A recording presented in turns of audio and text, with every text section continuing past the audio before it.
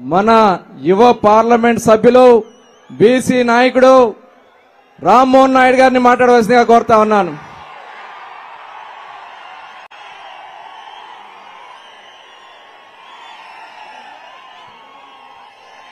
జై హో బీసీ, జై హో బీసీ. ఈరోజు జరుగుతున్నటువంటి కార్యక్రమానికి వేదికను అలంకరించబోతున్నటువంటి పెద్దలు సూర్య చంద్రుల్లాగా మన రాష్ట్రాన్ని భవిష్యత్తులో ముందుకు నడిపించబోయే వ్యక్తులు. ఒకరు నవ్యాంధ్రప్రదేశ్ నిర్మాత అయినటువంటి తెలుగుదేశం పార్టీ అధ్యక్షులు నారా చంద్రబాబు నాయుడు గారు, మరొకరు ఈ రాష్ట్రానికి అన్ని విధాలుగా ముందుకు నడిపించడానికి సైనికుడిగా పనిచేస్తానన్న జనసేనాని పవన్ కళ్యాణ్ గారు. వాళ్ళిద్దరితో పాటు వేదికను అలంకరించిన తెలుగుదేశం పార్టీ అతరథ మహారథులకు, జనసేన నాయకులకు, మరి యొక్క బీసీ కార్యక్రమానికి రాష్ట్ర నలుమూలల నుంచి కూడా మీ మద్దతు తెలియజేయడానికి కథలు వచ్చినటువంటి మా సోదర సోదరిమణులు అందరికీ కూడా నా హృదయపూర్వకమైనటువంటి నమస్కారాలు తెలియజేసుకుంటున్నాను. బీసీల తాలూకా గొప్పతనం ఎంత చెప్పినా కూడా తరగనటువంటిది. ఈ భారతదేశంలో ప్రతిరోజు కూడా ఒక బీసీ సోదరుడు సోదరిమణి కష్టపడితేనే దేశం ముందుకు నడుస్తుందన్నటువంటి విషయం మన అందరం కూడా తెలుసుకోవాలి. బట్ట పరిశుభ్రం చేయాలన్నా బీసీ, జుట్టు సరి చేయాలన్నా బీసీ, గుడి తలుపులు తెరవాలన్నా బీసీ, బడిలో పాఠాలు చెప్పాలన్నా బీసీ, పొలం దున్నాలన్నా బీసీ, బలంతో బస్తా మోసే కలాసి బీసీ, అలాగే పంచభూతాలను సైతం వాళ్ళందరినీ కూడా ఉపయోగించుకొని వృత్తిని ముందుకు నడిపిస్తున్నటువంటి సోదర సోదరీమణులు మన బీసీలు. ఒక సముద్రం మీద ఆధారపడే మత్స్యకారులు కావచ్చు, అగ్గితో చెలగాటమాడే స్వర్ణకారులు కావచ్చు, ఇలా పంచభూతాలను సైతం వా శక్తినన్నింటినీ కూడా ఇనుమజింపేటటువంటి శక్తి కేవలం బీసీలకే ఉందనేది మనం తెలుసుకోవాలి. అటువంటి బీసీలు స్వాతంత్రం వచ్చిన తర్వాత ఎంతో మంది పల్లకలు మనం అందరం కూడా మోసాం. కానీ మొట్టమొదటిసారిగా పల్లకి ఎక్కే అవకాశం కల్పించిన ఏకైక నాయకుడు విశ్వవిఖ్యాత నట సార్వభౌముడు స్వర్గీయ నందమూరి తారక రామారావు గారిని తెలియజేసుకుంటున్నాను. 1982లో ఆంధ్రప్రదేశ్ రాష్ట్రంలో బీసీల తాలూకా పరిస్థితులు చూసుకొని ఎక్కడ ఏ కులం ఉందో తెలియదు, ఎక్కడ బీసీలు ఉంటున్నారో తెలియదు. అటువంటి వాళ్ళని వెతికి ఇటు అసెంబ్లీకి పార్లమెంట్కి పంపించినటువంటి ఘనత మన తెలుగుదేశం పార్టీది అనేది గుర్తు చేస్తున్నాను.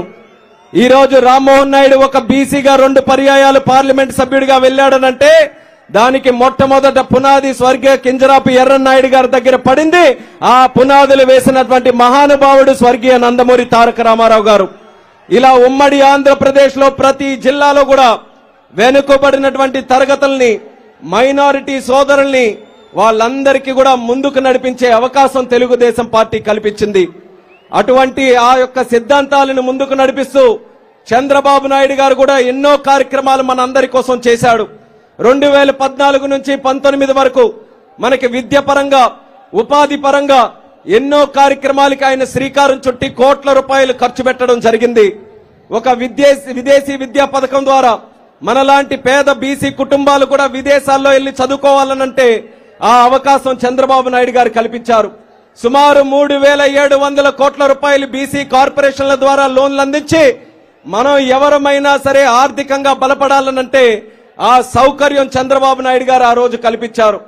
అలాగే ఎన్నో కార్యక్రమాలు ఆదరణని కొని ఎన్నో అలాంటి కార్యక్రమాలు, పథకాలు మన బీసీల కోసం చంద్రబాబు నాయుడు గారు ఆ రోజు అన్ని రకాలుగా కూడా తోడ్పాటును అందిస్తూ ముందుకు నడిపించడం జరిగింది.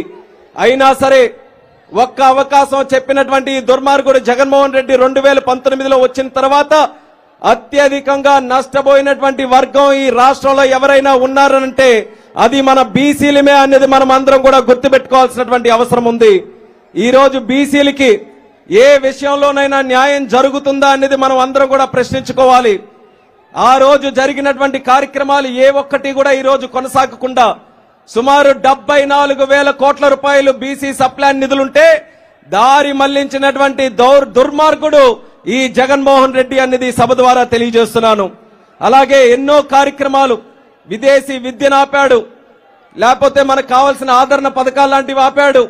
బీసీలకి కేవలం 54 కార్పొరేషన్లు ఏదో చేశామని బడాయి కొట్టుకుంటున్నటువంటి నాయకుడు కనీసం ఆ కార్పొరేషన్లకున్న చైర్మన్ల దగ్గరికి ఆ బీసీ సోదరులు వెళ్తే కప్పు టీ ఇవ్వడానికి కూడా డబ్బులు లేనటువంటి కార్పొరేషన్లు ఇస్తే ఏంటి లేకపోతే ఏంటనేది కూడా జగన్మోహన్ రెడ్డికి సందర్భంగా ప్రశ్నిస్తున్నాను.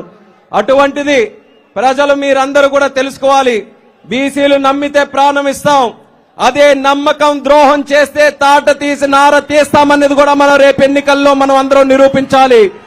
దానికోసమే ఆ చైతన్యం కోసమే ఈ రోజు ఈ సభ నిర్వహిస్తున్నాం. దయచేసి బీసీలు మీరందరూ కూడా నడుం బిగించి పోరాటం చేయాల్సినటువంటి అవసరం ఉంది. ఎందుకనంటే మళ్ళీ మాయ మాటలు చెప్తూ ముందుకు వస్తున్నాడు. ఏమని నా బీసీ అని చెప్తున్నాడు. అసలు నా బీసీ అని చెప్పుకునే అధికారం ఆయనకుందా అనేది ఈ సందర్భంగా అడుగుతున్నాను. పార్లమెంటులో ఉన్నారు, అక్కడ ప్యానెల్ స్పీకర్ గా అవకాశం దక్కితే లోక్సభలో ప్యానెల్ స్పీకర్ మిథున్ రెడ్డి గారికి చేశారు. రాజ్యసభలో ప్యానెల్ స్పీకర్ అధికారం వస్తే అక్కడేమో విజయసాయి రెడ్డికి అక్కడేమో ఆ పదవిని అప్పచెప్పారు. అదే తెలుగుదేశం పార్టీలో ప్యానెల్ స్పీకర్ కాదు, స్పీకర్ గా అవకాశం వస్తేనే దళితుడు బాలయోగిని కూర్చుంచినటువంటి ఘనత మన తెలుగుదేశం పార్టీదని తెలియజేస్తున్నాను. ఒక కేంద్ర మంత్రి అయ్యే అవకాశం వస్తే ఆనాడు బీసీ నాయకుడిగా ఎర్రన్నాయుడు గారిని కేంద్ర మంత్రిగా చేసినటువంటి ఘనత మన తెలుగుదేశం పార్టీదని నేను గుర్తు చేస్తున్నాను. అటువంటిది నా బీసీ అని చెప్పుకునే అధికారం ఈ జగన్మోహన్ రెడ్డికి ఉందా అని తెలియజేస్తున్నాను. నా బీసీ అని అంటున్నాడు. మరి అమర్నాథ్ గౌడ్ 9వ తరగతి చదువుతున్నటువంటి ఒక బీసీ బిడ్డ